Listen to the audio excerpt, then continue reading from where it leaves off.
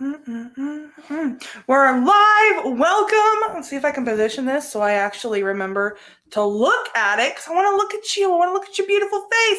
I just don't want to be staring at my screen. So today we are going to be talking about long form to short form best practices, meaning going from, man, this is all sorts of crooked, going from a long form YouTube style video to a vertical short form video. I will not be addressing the fact that TikTok is now going to upwards of 10-minute uploads. That's not my circus, not my monkeys, not my field of expertise.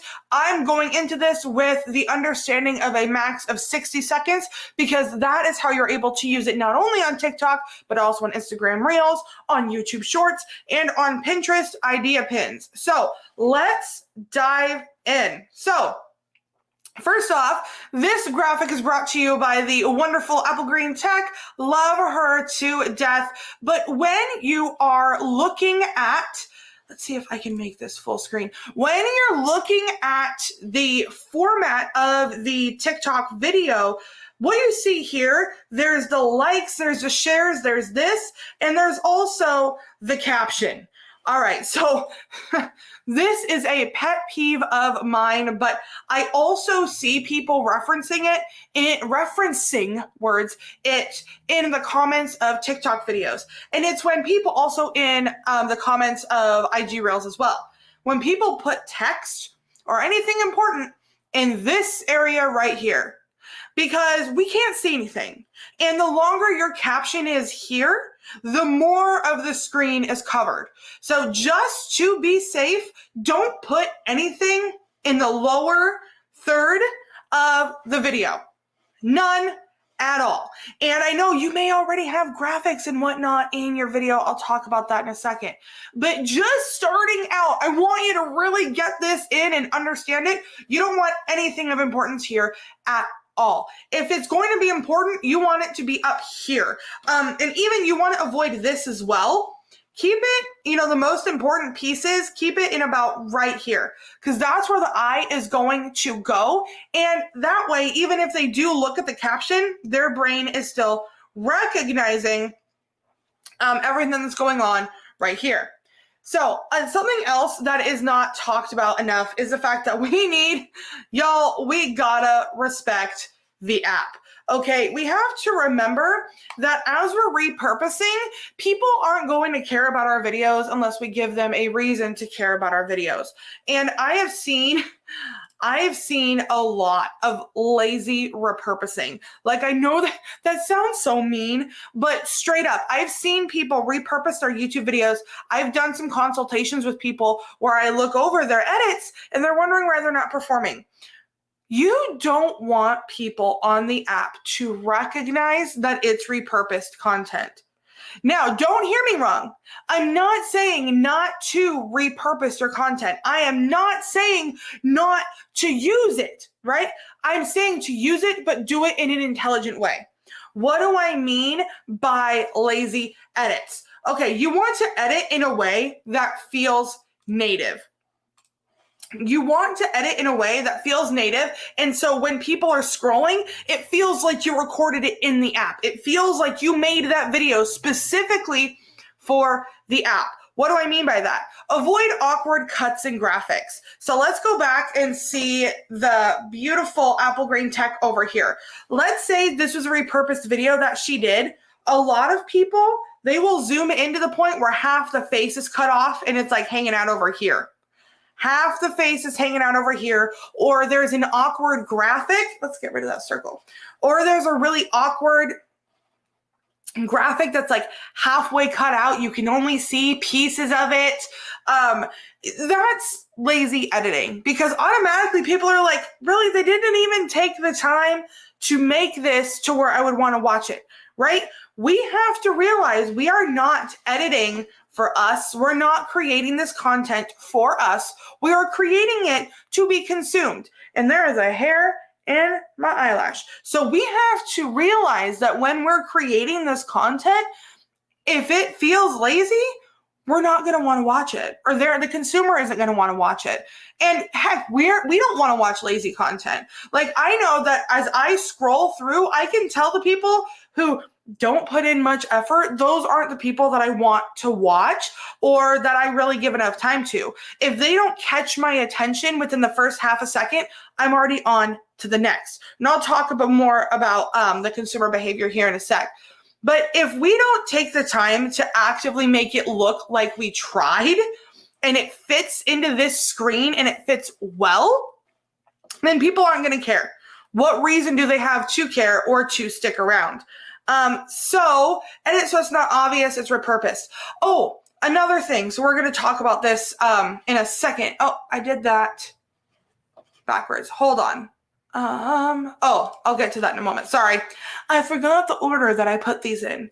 So, as also, once you have already created the content, once you've already done it beautifully, and it's on there, you want to respect the app, meaning you want to use the app's native abilities and native features.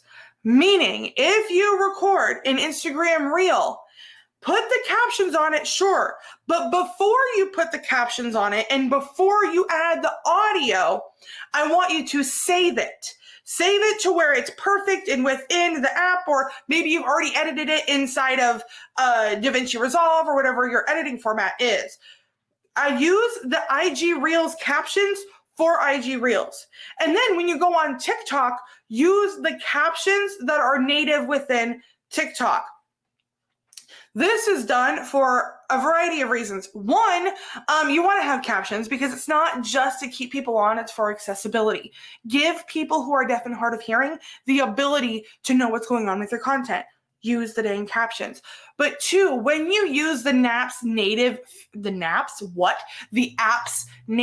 features, they're going to feel more apt to put that on the For You page or put that on the Reels newsfeed to where people are going to see it because you're actually using it within the app. So Instagram wanted to buy out TikTok and TikTok said no. Now Instagram is coming for TikTok's throat because they're pissed. And they don't want you to just take a TikTok with the native watermarks on there, with the TikTok captions, and throw it up on the app. They've already stated that they are going to suppress posts that have the TikTok watermark, right? And the captions read like a TikTok watermark. And I can't say for sure it's vice versa within the TikTok, from IG Reels to TikTok, but I would imagine that they're smart enough to recognize what's going on within the actual video. And hey, I'm the first to say, I like the way that IG does their captions more than TikTok does. I think they look so much better, just and prettier and just more attractive on the Instagram Reel side of things. But I also want to make sure my stuff gets seen because it doesn't matter how pretty it is if no one's going to see it. So using the native features within the app are going to give it more reason to boost it within their own individual algorithm. Use the native audio library. This is something else that I don't see a lot of people doing, and I actually see people also ripping off other people's sounds, but I'm not going to get into that. So what I mean by using the native audio library within the app is choosing background music from the audio library from within the app. So you've already edited your video. You've kept it clean. There's no background music. There's no sound effects. And I'll talk about that in a second. But when you upload it, don't just upload it to Reels and then save it and post it again to TikTok. No, same thing about the captions. You want to have that same idea with the audio that's already native within the app. So when you upload it, take 5 to 15 seconds, pick a nice B-roll song, adjust the audio, make sure you can hear what's going on, make sure that it's cleanly understood. Use that. I like to pick just some random lo-fi tracks that are just clean, they're nice, they fit with just about anything that I'm putting up. I have a few favorited, I add it on there. One, it fits in the video, and as people are scrolling, it sounds that they recognize because other people have already used them within the app. Two, just like with the captions, the apps want you to use their native libraries. They are aware that people are repurposing and they don't really want their stuff. They want unique stuff on their app. Well, we are outsmarting them and we are doing what we can to get around that, but we want them to feel special. So we want them to know that we're using their captions and we're using the audio that's native within the app. Throw on a song, do it on TikTok, do it on the Shorts library. I don't know a lot about YouTube Shorts. I don't know if that works quite the same way, but I would say take the time to use the audio library within Shorts as well. Let's go back here. Oh, actually, no. I want to talk about one more thing. So, and I don't think I made a slide about this, but when you are repurposing, and I talk about this more so in a video, I did an entire video about how to take your long form video and turn it into a TikTok, regardless of the editing software that you use. It's down in the description, so feel free to check that out. But if at all possible, if you are editing your library of content or you're editing your new content and you're knowing ahead of time that you're going to be repurposing it, before you add music, before you add sound effects, before you add graphics, before you do any of that, do an export that is specifically for repurposing. This is going to make life so much easier because one, if you have a background song and you're chopping this up to make it fit onto a vertical short form content, you're going to hear that choppy music in the background. And even if it's not overtly obvious, the brain's going to pick up on that and the viewer is not going to want to come back because it's just going to be an uncomfy experience for the viewer. So make sure none of that is in the, and when that's out of there, when it doesn't have all that background music to it, it's easier to put it in the app and use the native audios because you're not competing with the audio that's already on the video. Same thing with the graphics, right? I already talked about how you don't want to have a bunch of awkward graphics just chilling. Like it's weird and it's awkward and people know and it's lazy and it's really hard to edit around that. Also, same thing with B-roll. Export before you add your B-roll, unless your B-roll is specifically enhancing your story. Meaning, if you are doing a video about the ZV-1 and you have a really cool B-roll shot showing the screen, the flip out screen, or the lens coming out, include that. But it may even be easier to add the B-roll after you've exported. Because what you're going to have to do is make sure that everything is centered within the vertical form versus the horizontal form. When I work with clients and I have to repurpose their videos, very rarely do they give me the pre-edited version. And so I have to go in and make all these cuts and recenter things to make things not look super awkward. Save yourself the time and the frustration by doing all of that after, or edit with repurposing in mind to make it as simple and as easy on yourself as possible. Let's go over here. Oh, also use any features that you can. Like if you can add a cute filter, not one of the super obnoxious ones, but just grab a filter that lightens things up or that enhances things. Because again, you want to use the features within the app. Okay, so this is something that we have to remember too.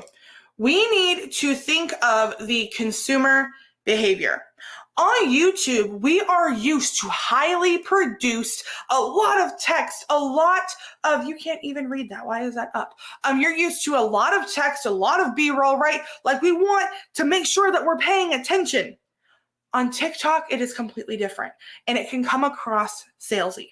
You can show me a video on YouTube and I will watch it and I'll enjoy it. You can show me the repurposed version where even if the B-roll is centered and the text is coming up nice, it feels awkward and it feels like a commercial. It feels like you're about to pitch me for something. And it makes it overtly obvious that you're wanting me to do something and I'm automatically turned off.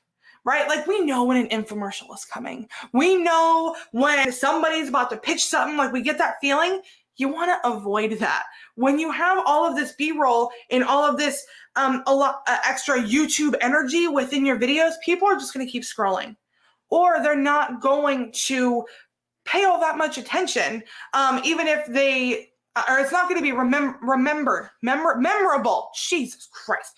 Can't think of words, apparently. And even if they do like what you're saying, they may not subscribe because they're waiting. They're waiting for you to pitch them. They're waiting for you to do that thing. And just like on YouTube, what's said a lot is that you don't have to be super perfectly produced. If you have good enough information, or if you have good enough delivery, or if it's super educational, the audio is decent, people are going to stay. It's the same thing. So you may find some people that have highly produced videos on TikTok that do really, really well, that are, and I'm not talking about like the cosplayers or the people that act out skits. I'm referring to more so like the how-to videos and whatnot. People watch them because their content is so good, their delivery is so good. But if their delivery is so good, why do they feel the need to take all of the extra time to add all the bells and whistles that people on TikTok aren't really looking for? They're looking for bite-sized information and an escape from reality. Give them that, but don't give them too much, right? This TikTok, it's not YouTube. Back here. So why is this so difficult? Here we go. Okay, I'm learning one step at a time. So keep it short, sweet, and to the point. Edit out any pauses, any ahs, any ums, anything that is not super, super necessary, it needs to go. Like if it's not super necessary to the point, if it's not a punchline, if it is not something that's going to make people want to come back and watch more, it needs to go. It needs to go. Be unemotional about it. In case you can't tell, I can't talk today at all, y'all. In case you can't tell, I take a lot of breaths when I talk. Usually because I talk way too fast and I don't get enough air in. So I'll talk and talk and then I go, and then I talk and talk and talk and then, right? I've noticed a lot of other people do that as well as I'm working with clients. Cut all of those out. I mean, preferably cut those out in your YouTube videos as well, but especially so within the TikTok and with the reels and the short form content. Every half a second counts, literally.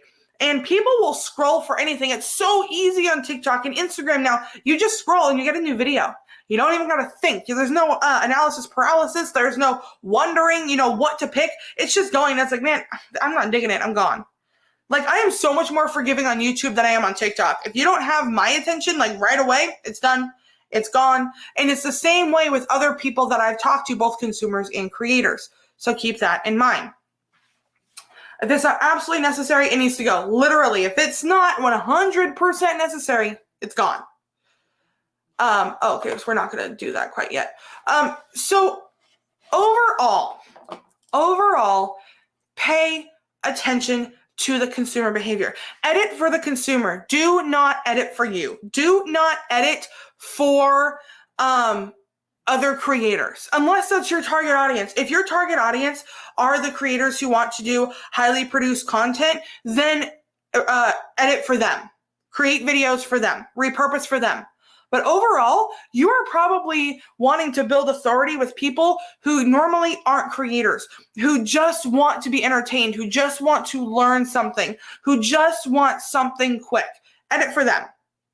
I know for me that I'm really embracing my humor lately because I'm getting ready to do stand-up. And I think I'm hilarious, right? Like I watch my TikToks, I'm like, oh my God, it's so funny. And I watch them over and over. But it doesn't matter if I think I'm funny. If my goal is to stand on stage and make other people laugh, I need to make sure they find it funny. So if I post something and it doesn't resonate and people don't find it funny, I can't emotionally attach myself to that. So the next time I post a video, that bit needs to get cut. Like we can't be emotionally attached to what we put out. And this is content in general, but especially short form content that you are repurposing. Overall, more than anything, don't be lazy with your edits. Make sure that it stays in line. Make sure that you're not putting anything in the lower third or right on the edge on the right. Make sure, trying to show this. Make sure that you're paying attention to this. Make sure you don't put anything over here. You don't put anything in the lower third at all. Make sure that you're paying attention to these things up here. Right? The actual frame of importance for the video is only about maybe like a third, right? Just this right here. I don't even know if that's a third. I suck at my fractions straight up, but somewhere in there. It's not a majority of the screen. And you want to make sure anything important stays within there. And also something that I have done for my clients' videos that may help you is when you're taking something from horizontal, like a talking head video, from horizontal to vertical, people will zoom in and cut. So then that way, like this part is showing, and that's fine because I see a lot of TikTokers doing that as well. But if it gets so close or it's so awkward that it's like, it's too intense, what you can do is zoom in just enough to where it's closer and it feels a little bit more native, and you can then shift. So say you've got your vertical layout in your editor already done, you can shift the image up slightly so that way down here stays empty. And that's totally fine. You can keep a little black bar down here just because all of this is hidden anyway and people are not paying attention, right? So if you need to do that and play around with the settings and play around with leaving this blank, or maybe doing like a mirrored image, or like an image, play around with it. I really hope that made sense. If it didn't make sense, let me know. But if you have any other questions regarding turning videos into TikToks, like I mentioned, make sure you check it out in the description below. That video is there. It is in depth. I walk you through all of these best practices and more.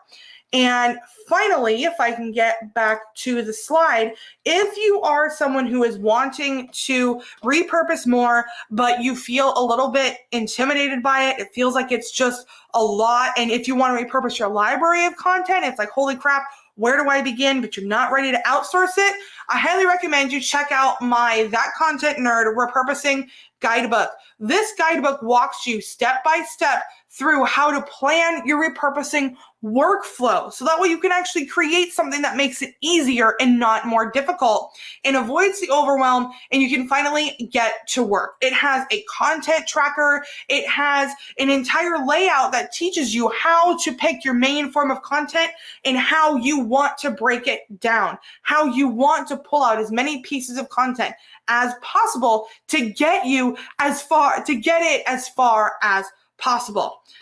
But that all being said, and the link for the guidebook will be in the show description. I don't know why I forget to say that every time, but the link for the guidebook is in the show description. So go and check that out. Any other questions, please feel free to comment below, or you can send me a DM on Twitter at That Content Nerd. I'm in there all the time. I love helping creators, and I am more than happy to help any way that I can. Thank you so much for hanging out, and we will be back tomorrow talking about why engagement matters. So make sure you hit the subscribe button and hit the bell because you're not going to want to miss it. Talk soon.